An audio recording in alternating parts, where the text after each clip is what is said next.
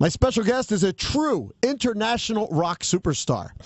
He's an entrepreneur, he's a philanthropist, and now he's an author.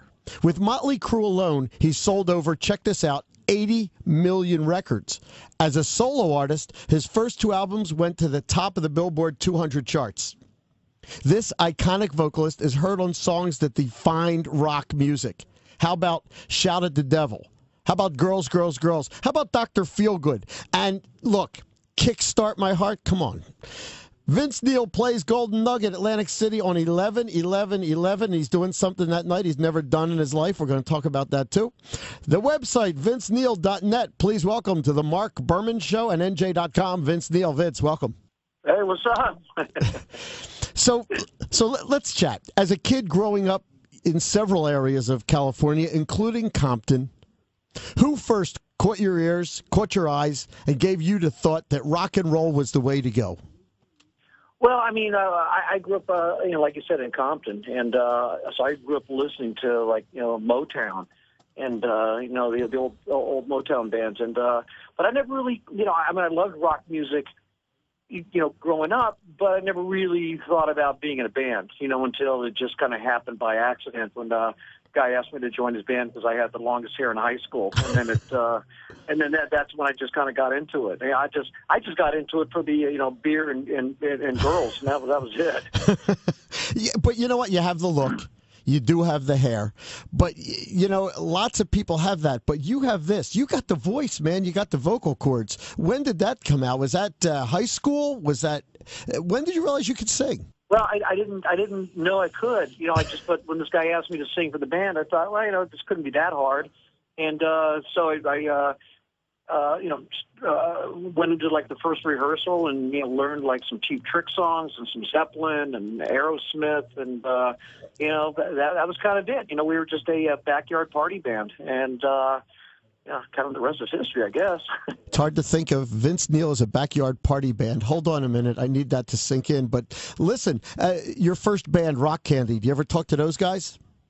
Yeah, actually, about a year ago, we all got together and played. We played at a club here in Vegas, and got back. It was great seeing those guys again. It was a lot of fun. We hadn't obviously played together in 30-something years, and but it was pretty cool. That had to be awesome. I would have loved to have been to that. Absolutely. You went to school with Tommy Lee. Were you in a band together before Motley Crue? Yeah. I mean, we were in rival bands for a while because we went to high school together, and then we actually did play in a band for a short period of time, and then we kind of moved on, and then Nikki and Tommy formed a band. They're looking for a singer, and Tommy knew me and gave me a call. That was probably one of the greatest calls you ever got in your life. Yeah, I turned him down at first. Oh no.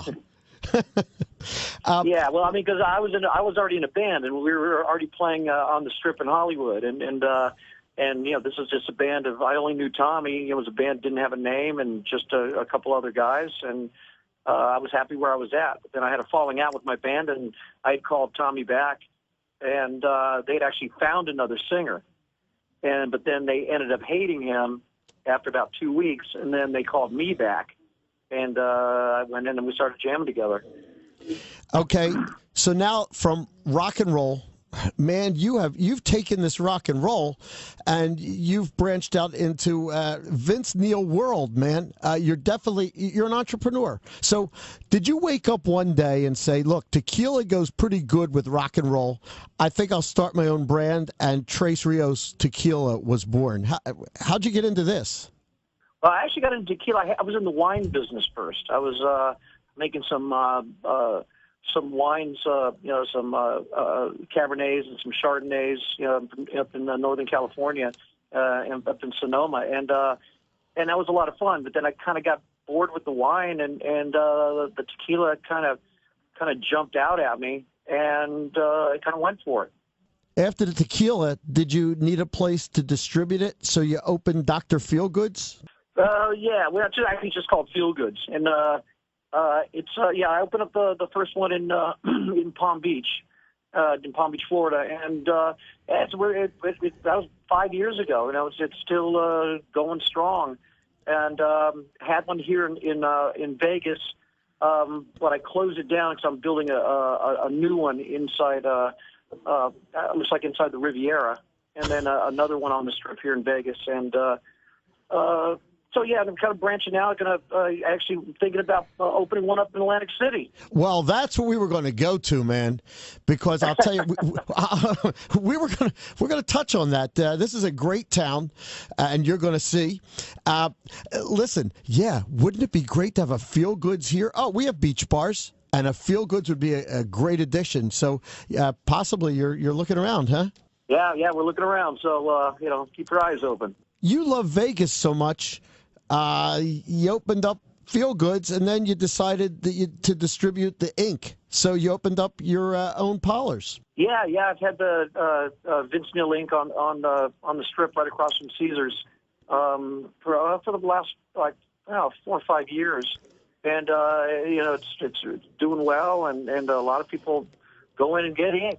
I'm actually going to open up a few more of those also around here in Vegas, and yeah, it's a lot of fun. It's a lot of fun planning the thing. It's almost like making a record. You have an idea for something, you have a vision of it, and then when it becomes reality, it's just it's really great payoff. I want to talk about this. You lost your daughter to cancer in 1995, and you've been very, very philanthropic. I mean, you've raised over $2 million to combat childhood cancer, and that's amazing. By the way, the website is skylarneal.org, and the foundation is the Skylar Neal Memorial Foundation. How did you raise the money? What did you do? I mean, you're out there pumping all the time for this. Well, I hold we have a yearly golf tournament that's always sold out, and we have poker tournaments and things like that. But then people just like to give. A lot of like a lot of radio stations around the country will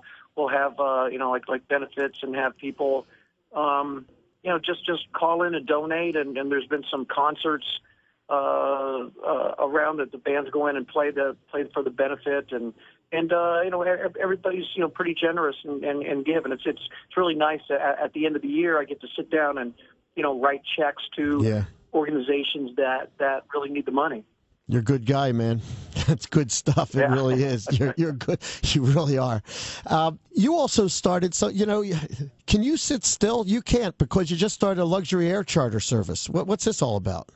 Well, I've got a couple of jets and put some hot rod flames on them and leopard skin interior, and got some hot stewardesses, and then there you go. You get the rock and roll trip in and out of Vegas. Let's talk about the CD from last year, Tattoos and Tequila. Very cool, man. And it not only produced by you, but you brought in Jack Blades and Marty Fredrickson.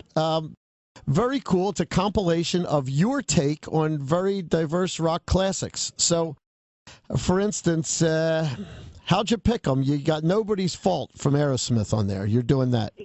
Yeah, well, these songs all represent times in my childhood. Like Nobody's Fault. To me, that brings back the memory of me and my best friend in high school. Driving down to the beach to go surfing. We listened to that. Only listened to the Rocks album, that it came off of. Right. So each one of these songs has a memory attached to it. And you've got Long Cold Woman on there from the Hollies, and Who'll Stop the Rain, CCR. Great stuff. I mean, it's great stuff, and I love the way you do it. So you ought to go out and pick it up, to my listeners. Okay, let's talk about the book, Tattoos and Tequila. Vince Neil, it's a tell-all book. Whet our appetite a little bit, will you? It's, when we put out The Dirt, that was a story about 4 guys, and I hadn't put out anything. And Tommy's put out a couple of books, and Nicky's put out a couple of books. And I just thought it was, about time for me to have my voice. And it's been, over 10 years since The Dirt came out. So there's been a lot of stuff that's been going on in those, the last 10 years. So it's just, it's just kind of about time to put something out about me. We'd clear up any misconceptions and just kind of tell my story. Yeah, and these kind of books, where that's going to go right to the top, man. We crave these. So, listen, I congratulate you on it. Yeah, thanks. You're at Golden Nugget in Atlantic City, and you're doing something there you'd never done before. You're doing 2 shows. What? Yeah, I've never done that before. In one night. The casino, brought up the idea, and I was like, I don't know if I want to do that. And but the more I thought about it, I thought, why not? Because I'll change up the set, a little bit, each one, so they're both going to be a little bit different. So, but I think it's going to be a lot of fun. Okay, don't give it all away, but let's pique their interest. Okay, my listeners are all rockers. Give us a little bit of the set list. What can we expect to hear that night? There's the songs that's going to comprise of is, obviously going to do, some Motley Crue hits. I also like to throw in like some obscure Motley songs that Motley never really plays anymore. So you probably haven't heard those in a long time, and stuff from the solo records. So just kind of scattered, those songs all kind of thrown in together. Are you touring now? Well, I'm Motley Crue's still on tour right now. Yeah. We're just on a small break. We just finished Japan and Australia, and then we had a couple months off. So I like to keep touring. So booked a lot of dates, and so it's not really a tour right now because I leave for England in December with Motley, and then we go back out next year and starting in February again and play up until about this time next year before this whole tour ends. So when I'm not doing Motley Crue, I like to stay busy with the solo band. So it's keeps me going. I'll tell you what, he's the hardest working man in rock and roll. You heard it right here. You heard it right here. He doesn't sit still. He's either playing with Motley Crue or you're doing your solo thing, and then you're opening up stores, bars, and tattoo parlors. Oh, are you kidding me? And then he's got jets. This is Vince Neil. He's a good guy, man. I really appreciate you spending a few minutes on the Marc Berman Show and on NJ.com. We look forward to you coming into Atlantic City. We look forward to you coming into Atlantic City with your entrepreneurism, too. It'd be very welcome here. Man. We're gonna have some fun. Vince Neil, thanks for spending a few minutes.